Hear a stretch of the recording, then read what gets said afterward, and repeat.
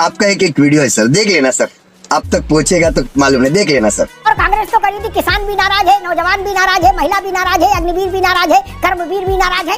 तो चुनाव लड़े बड़े नेता थे, वो किसान आंदोलन के संचालकों में थे, 1500 वोट नहीं मिले।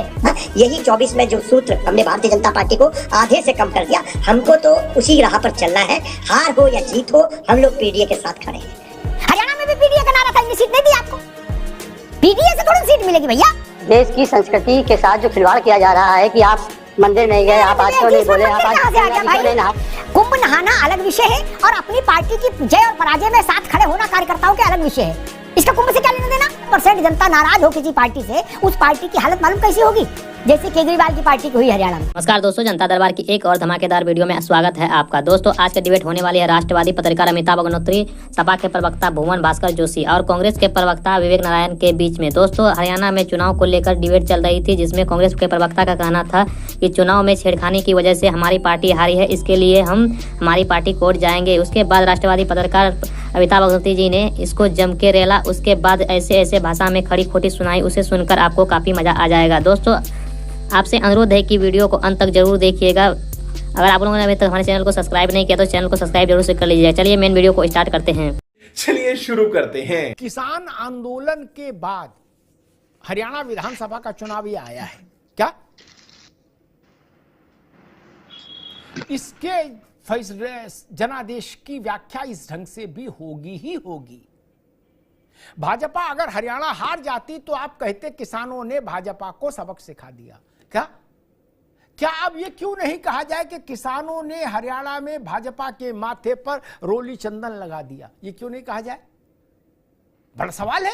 राकेश टिकैत भी यही कह रहे थे कि किसान लाठी से मारेंगे भाजपा वालों को, और कांग्रेस तो करी थी किसान भी नाराज है, नौजवान भी नाराज है, महिला भी नाराज है, अग्निवीर भी नाराज है, कर्मवीर भी नाराज है। तो मैं तो सोच रहा था कहो 10-5 वोट भी ना मिले, लेकिन गुरनाम सिंह चढ़ून, क्या नाम है उनका, चढ़ूनी क्या है, किसान आंदोलन वाले नेताजी, उनको 1500 वोट नहीं मिले कुल। बड़े खतरनाक लोग हैं।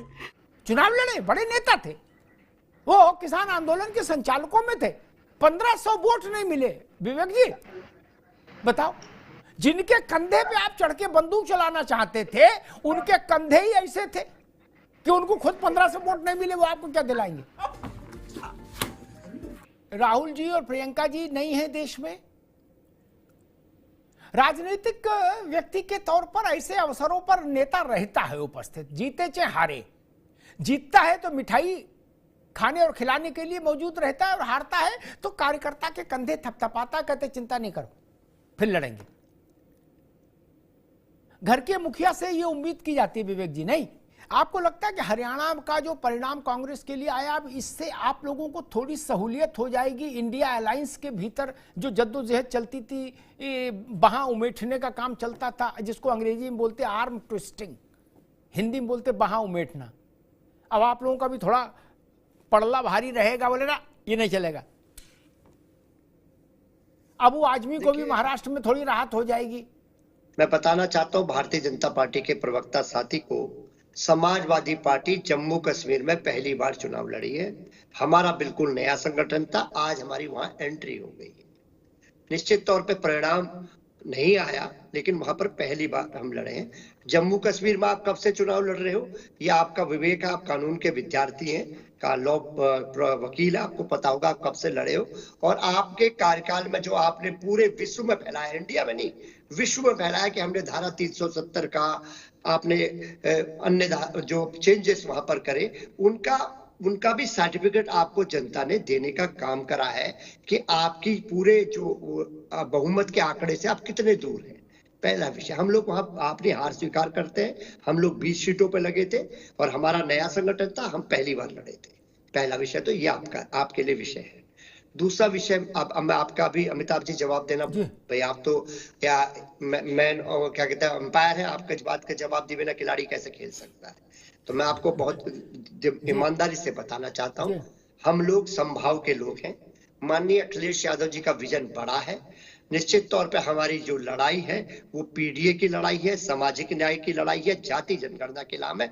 हमें ना इधर दिखता है ना उधर दिखता है, केवल एक चीज दिखती है, पीडीए। हम लोग पीडीए के साथ खड़े हैं और पीडीए के साथ ही ये 10 उपचुनाव में जा रहे हैं। और मैं कहना चाहता हूं ये जो पीडीए का सूत्र दिया था, यही 24 में जो सूत्र हमने भारतीय जनता पार्टी को आधे से कम कर दिया। हमको तो उसी राह पर चलना है, हार हो या जीत हो, हम लोग पीडीए के साथ खड़े हैं। आप महाराष्ट्र में मांगोगे सीटें, वहां मिलेंगी कि नहीं मिलेंगी, ये बड़ा मसला है ना। मैं उसी में सवाल कर रहा था कि अब आपकी बार्गेनिंग पावर थोड़ी बढ़ जाएगी, ऐसा मुझे लगता है। पीडीए और सीडीए तो सब है ही है। हरियाणा में भी पीडीए का नारा था, इतनी सीट नहीं दी आपको। पीडीए से थोड़ी सीट मिलेगी भैया। अमिताभ जी, जो गलतियां मध्य प्रदेश में हुई और जो उसी गलतियों की पुनरावृत्ति कांग्रेस ने हरियाणा की धरती पर करी। मुझे एक व्यक्तिगत काम से सोनीपत जाने का सौभाग्य मिला चुनाव के दौरान।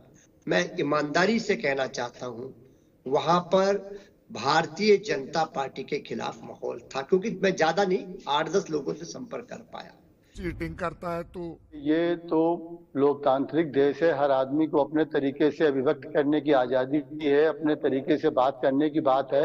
हम भाजपा के तरीके से पैटर्न पे नहीं कह सकते कि आप मंदिर क्यों नहीं गए, आपने गंगा जी क्यों नहीं नहाई, तो आपके सवालिया निशान है। ये इस देश की संस्कृति के साथ जो खिलवाड़ किया जा रहा है कि आप मंदिर नहीं गए, आप आज क्यों नहीं बोले, आप आज गंगा जी क्यों नहीं नहाए, ये हमारी अभिव्यक्ति की और हमारी लोकतांत्रिक व्यवस्था पे प्रहार है। ये अच्छा, आप कुंभ नहीं नहाए तो आप हिंदू नहीं हो गए, आप मंदिर क्यों नहीं गए अभी तक? एक मिनट रुको भाई विवेक जी, एक मिनट रुकिए इनकी आवाज। कुंभ नहाना अलग विषय है और अपनी पार्टी की जय और पराजय में साथ खड़े होना कार्यकर्ताओं के अलग विषय है। इसका कुंभ से क्या लेना देना? अमिताभ जी, नहीं, मैं इसका लेना देना यह है, देखिए कि पार्टी कांग्रेस पार्टी में राहुल गांधी जी विपक्ष के नेता हैं, कांग्रेस के बड़े नेता हैं, पूर्व अध्यक्ष हैं। तो आज आप क्या समझ सकते हैं कि इतनी बड़ी चुनावी जनता का जनादेश आने के बाद क्या वो इस पे चिंतन नहीं कर रहे होंगे या आगे बैठ के और इस पे रणनीतिक पुनर्समीक्षा नहीं करेंगे? ये आप कैसे सोच सकते हैं? कोई भी कैसे सोच सकता है?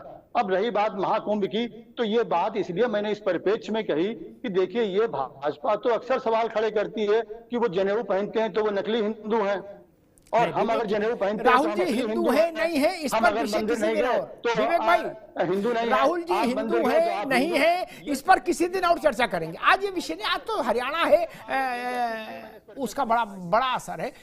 एक छोटा सा सप्लीमेंट्री और फिर मैं रोहित के पास चलूंगा। विवेक जी, किसान नाराज, पहलवान नाराज, जाट नाराज, कर्मवीर नाराज, अग्निवीर नाराज, ये 5-7 ब्लॉक आपने बताए थे। 90% हो जाते हैं हरियाणा में कि ये सब नाराज हैं।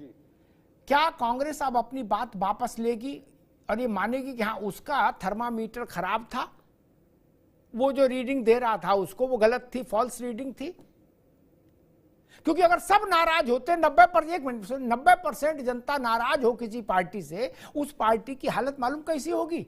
जैसे केजरीवाल की पार्टी की हुई हरियाणा में। क्या जहां लड़े वहां जमानत जब्त, गजब बेइज्जती है। जहां लड़े भगवान का ऐसा आशीर्वाद रहा वहीं जमानत जब्त हो गई। विवेक जी, अगर 50 सीट जीत के भाजपा तीसरी बार सरकार बना रही है तो फिर अब आपको मान लेना चाहिए कि आपने जो आकलन किया था कि जनता भाजपा से नाराज है, महिला नाराज है, पहलवान नाराज है, किसान नाराज है, अग्निवीर कर्मवीर सब नाराज है, तो वो आपका आकलन गलत साबित हुआ आपको लग रहा है कांग्रेस को? अमिताभ जी, जो जनादेश आया है ये वास्तव में कांग्रेस के लिए एक अप्रत्याशित परिणाम रहे हैं और इनकी समीक्षा हाईकमान जरूर करेगा कि कहाँ पे कमियां हुई आकलन करने में।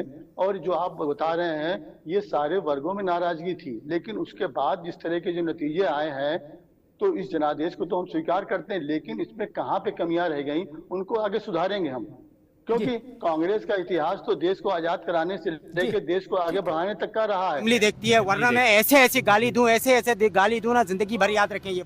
विवेक जी ने कहा कि नहीं ये सब वर्ग नाराज थे। कई बार ऐसा भी होता है, हम रसगुल्ले का नाम मिर्च रख देते हैं। क्या ऐसा तो नहीं कि ये सब वर्ग भाजपा के साथ स्नेह रख रहे हो और आप उसको नाराजगी समझे हो? ये चश्मे की समस्या हो सकती है मित्र। ऐसा करिश्मा संभव नहीं नाराजगी में।